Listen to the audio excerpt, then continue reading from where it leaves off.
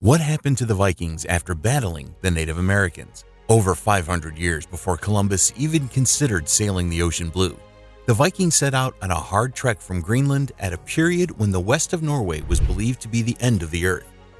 But the trip wasn't quite as straightforward as they had anticipated. The Vikings were well known for their sense of adventure, readiness for conquest, and raiding far-off territories. They could beat the odds and acquire everything they wanted because they feared no one. No one would think that the fearless Vikings, with all their might and bravery, would give up a fight and disappear into thin air after meeting with the Native Americans. Where did their strength and unbreakable shields go? It's not always true that the strongest man wins, and the Vikings' fate was no exception. So let's find out what happened to the Vikings after their contact with the Native Americans, from how it all began to their sagas and why they vanished. It's unclear exactly where the Native American tribes came from.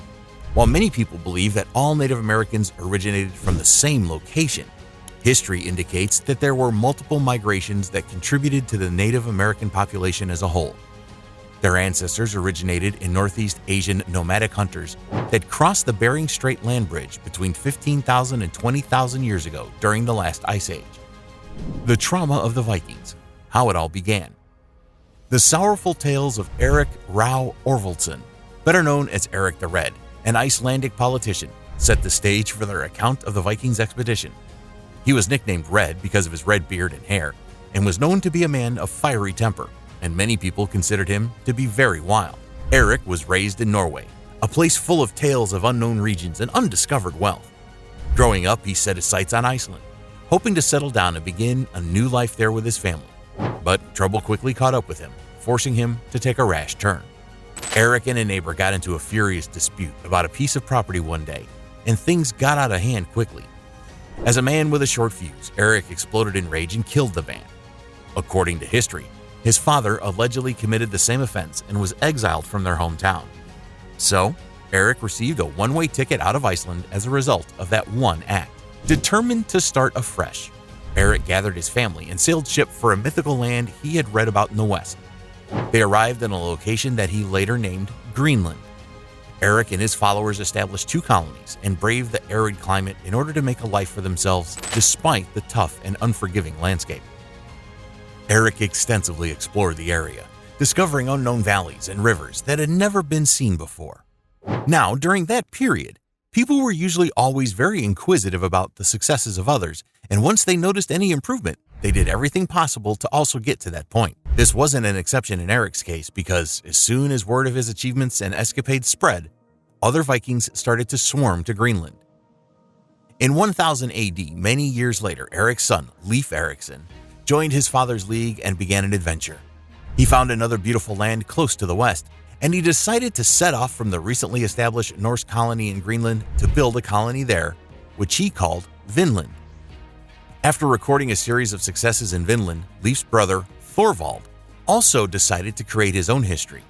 In the year 1002, he led his crew successfully to Vinland, where they stayed for 2 years before discovering something very shocking: the clash and first bloody contact. The Vikings settled in North America in the 10th and 11th centuries. Shortly after their arrival, a fight broke out between them and the local inhabitants, the Native Americans. At the time, Native Americans had extremely primitive metallurgy and could not smelt iron. They traded iron tools, nails, and ornaments throughout North America for unicorn horns and other animal items. But these local inhabitants weren't ready to let the strangers dwell among them, leading to a bad start for the Vikings and Native Americans. Thorvald's troops were camping in Scandinavia when they came across 3 bumps in the fjord. These bumps weren't empty. 9 men were hidden beneath them. The Vikings, a tough race that did not let their enemies escape, assumed the 9 men were spies and swiftly took action to kill them. 8 of those men were Aboriginal Americans, but fortunately, the 9th man managed to flee unharmed and alert others of the situation. The Vikings' game was over the following day when a sizable troop of armed men from the Native American camp barged into their territory and ferociously attacked. With Thorvald's army outnumbered, they lost. Thorvald had an arrow pierced deep under his arm, and because he knew the wound was deep and he may not survive, he asked that the people bury him there on the cliff and let it be on record that he was the first to be buried there. So, while Leif was the first Viking to explore North America, Thorvald was the first to be buried there. But then, this story didn't end there. something more disastrous happened. The Sagas.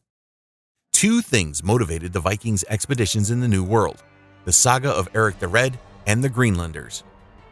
Thorfinn Karlsefni, a Viking leader, led the group to another land in 1010, where they discovered a large colony known as Newfoundland. Together with his men and families, they moved further and established another colony in a place they called L'Anse aux Meadows. The Vikings stayed there for 3 years, but these years weren't very peaceful for them. The reason is because the first inhabitants and owners of the land, the Native Americans, had warriors but lacked adequate tools to keep them safe during war or when settling disputes. But the Vikings, on the other hand, were well armed with good weapons. So, in a way, the Vikings served the Native Americans very well as regards to lending out their weapons. Funnily enough, even with the weapons they had access to, the Native Americans still had no faith in the Vikings and saw them as threats. The very first raid was caused by a bull that escaped from its cage in the Vikings' camp and walked around the Native Americans' camp, creating a terrifying scene among them. Such an animal was never seen, so the native warriors feared that the Vikings had come to destroy them. In a bid to save themselves from the impending doom, they attacked the Viking settlement and killed 2 of their men. The aftermath: why the Vikings didn't stay. The Vikings may have created a settlement in the land of the Native Americans, but they had a hard time establishing a lasting presence in the New World, particularly among the native people of North America. So, why couldn't the Vikings stay with the Native Americans? There are several speculations about why the Vikings couldn't last long in North America. Most historians have agreed that it could be due to the poor combination and lack of understanding between them and the natives. For starters, the Vikings and the Native Americans had vastly different lifestyles and cultural norms. While the Vikings were accustomed to a cold and harsh environment where survival often depended on raiding and pillaging neighboring settlements, the Native Americans, on the other hand, had a more communal and sustainable way of life where hunting, fishing, and agriculture played a major role. Another major speculation was the language barrier. The Vikings spoke Old Norse, while the Native Americans spoke various indigenous languages that the Vikings found nearly impossible to understand. This made communication difficult and likely contributed to misunderstandings and conflicts between the two groups. Also, people thought that the Vikings' limited resources and lack of support from their homeland made it challenging for them to establish a permanent settlement. Unlike the Spanish, French, and English, who came to the New World several centuries later, the Vikings did not have the backing of a powerful European state to provide them with the resources they needed to build a sustainable colony. As a result, they had to rely on their own resources, which were often stretched thin. Finally, it is believed that the Vikings were met with hostility from some of the Native American groups they encountered. While some Native Americans may have just been curious about these strange newcomers, others saw them as a threat and were unwilling to accept their presence in their territory, even when they weren't sure if they meant no harm. However, one of the leading speculations is the issue of weather. When the Vikings first settled, the climate was warmer and more friendly. But in the 12th century, what we call the Ice Age took its toll on them, making sea routes difficult to pass through and leading to food shortages. In less than a few years since they settled, the population has shrunk drastically from 150,000 to a devastating 50,000. With this, the Vikings didn't need a seer to tell them that their lives were at stake there. So they fled.